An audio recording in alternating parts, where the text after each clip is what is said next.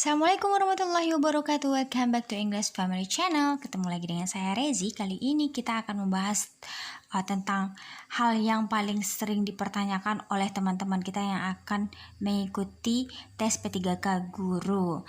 Nah, sebelum kita mulai, teman-teman semuanya, jangan lupa untuk di-subscribe channel ini dan bunyikan lonceng notifikasinya untuk yang baru bertemu dengan channel ini. Bagi yang udah subscribe, terima kasih ya. Oke, kita lanjutkan dengan pembahasan seputar pertanyaan yang sering banget muncul, dan ini merupakan kegalauan ketika teman-teman semuanya ingin mendaftar di P3K Guru tahun 2021.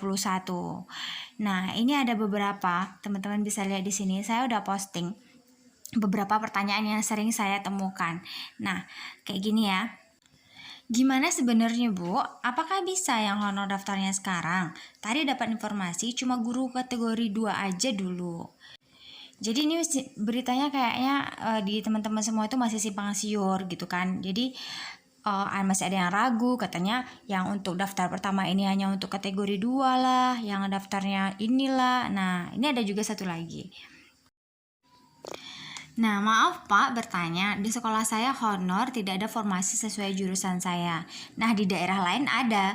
Apa bisa saya mendaftar yang bukan di daerah saya honor? Terima kasih balasannya. Jadi ini agak rancu ya. Daerah ini maksudnya apa? Apakah di instansi yang dimaksudkan ini di kabupatennya atau dalam kecamatannya? Jadi ini kita akan jelaskan nanti. Nah, ini juga masih nadanya sama sih ya. Ini maksudnya sama. Tanya info P3K. Kalau luar kabupaten kita daftar bagaimana? Apakah boleh? Misalnya di Padang nggak buka formasi kita, terus pengen daftar di Pasaman. Apakah bisa? Mohon bantuannya teman-teman. Nah, ini kalau di antara Padang dan Pasaman ini saya kasih tahu kalau ini adalah lintas kabupaten ya. Oke, coba kita perhatikan teman-teman. Semua pertanyaan ini mengarah kepada perbedaan daerah. Jadi kalau tidak ada formasi yang sesuai jurusan di daerah kita, boleh nggak kita daftarnya di daerah lain? Nah, kayak ini dari Padang Pasaman itu berarti lintas kabupaten. Juga ada juga apakah bisa honor daftarnya sekarang. Jadi gitu. Nah, berikut ini kita akan tampilkan bagaimana jalur tahapan seleksi P3K Guru untuk menjawab pertanyaan-pertanyaan yang sering muncul seperti yang tadi itu. Oke, teman-teman bisa lihat di sini, ini jalur tahapan seleksi P3K Guru, ini yang dikeluarkan oleh Kemenpan RB ya. Nah, yang akan mengikuti seleksi P3K Guru itu ada 4 kategori. Yang pertama itu adalah honorer THK 2, yang kedua guru honorer di sekolah negeri, yang ketiga itu adalah guru sekolah swasta, yang keempat itu adalah lulusan PPG. Yang jelas dia sudah memiliki sertifikasi pendidik ya, atau sertifikat pendidik atau serdik namanya. Nah, semua ini yang keempat kategori ini harus mendaftar dan ikut verifikasi berkas oleh Kemendikbud dan harus melakukan pendaftaran di awal. Jadi teman-teman, kalau seandainya teman-teman itu mengajar di sekolah swasta dan udah punya dapodik atau misalnya lulusan PPG, maka teman-teman juga wajib untuk mendaftar di awal ini. Jadi jangan tunggu dulu tahap 2 dan tahap 3. Oke teman-teman, kita lihat ini tes pertama ya. Di jalur tahapan seleksi P3K Guru, tes pertama itu yang boleh ikut hanya ada 2 kategori, yaitu honorer THK 2 dan juga guru honorer di sekolah negeri. Jadi kalau teman-teman itu sekarang ngajar di sekolah swasta, meskipun sudah terdaftar di Dapodik, teman-teman nggak bisa ikut seleksi P3K tahap 1 ini. Karena yang berhak itu hanya dari 2 peserta ini, yaitu guru honorer THK 2 dan juga honorer yang di sekolah negeri. Ada beberapa syarat untuk kedua kategori ini, yaitu mereka tidak bisa melamar ke instansi lain. Maksudnya nggak boleh ngelamar ke kabupaten lain ya. Yang pertama itu. Nah, yang kedua itu ada jika formasi tersedia dan serdik atau kualifikasi yang bersangkutan sesuai, maka harus melamar di formasi tersebut. Nah, itu kayak poin yang kedua itu, misalnya nih, si A dia jurusannya bahasa Inggris, kemudian di sekolah tempat dia mengajar itu formasinya buka gitu ya, di sekolah A ini. Tapi dalam satu kabupaten, sekolah B juga buka formasi bahasa Inggris. Nah, si A harus mengambil yang di formasi yang sekolah A-nya tadi, nggak boleh ambil di formasi yang ada di sekolah B gitu. Nah, lain hal kayak di poin yang ketiga, jika formasi tidak tersedia dan tidak sesuai, dia dapat melamar di formasi lain di instansi tersebut. Nah, misalnya kayak tadi di sekolah A dia ngajar bahasa Inggris, tapi formasi di sekolahnya nggak buka. Sementara di sekolah B buka formasi bahasa Inggris. Nah, dia boleh melamar ke sekolah B asalkan dia masih dalam satu instansi atau dalam satu kabupaten. Oke, tes yang pertama udah selesai, kita masuk pada tes yang kedua. Nah, yang akan mengikuti tes kedua ini adalah yang tidak lulus pada tes pertama. Contohnya THK 2 tadi atau juga tenaga honorer yang di sekolah negeri tadi kan nggak lulus. Nah, dia boleh ikut pada tes yang kedua ini. Dan juga sekolah swasta juga boleh ikut. Maksudnya guru yang honor di sekolah swasta ya. Dan terus lulusan PPG. Semua keempat kategori ini boleh lulus di boleh ikut tes di tahap kedua.